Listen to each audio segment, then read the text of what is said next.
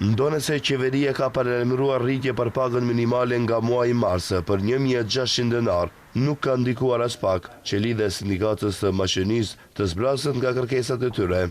Ata janë të prerë, duke kërkuar që rroga minimale të rritet në 600 euro dhe me nga 100 euro të rriten të gjitha pagat e tjera.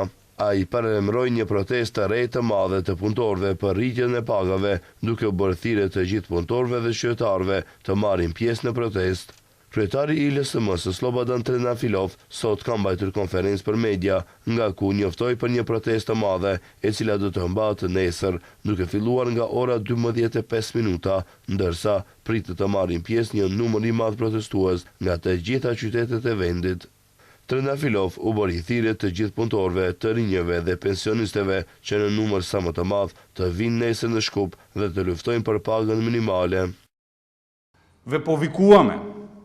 Për pagat tuaja duhet të dilni dhe të luftoni bashkë me ne, sepse të tjerët nuk do ta bëjnë këtë.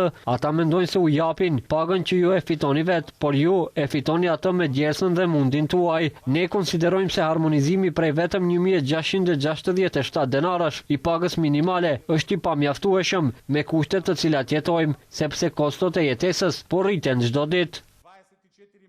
Trendafilov tha se punëtorët jetojnë si punëtorë të varfër, por me shefa të pasur, dhe për këtë arsye ai bëri thirrje që të ofrojnë mbështetje për siçta familjet e tyre, fëmijët, nipërit dhe mbesat e tyre.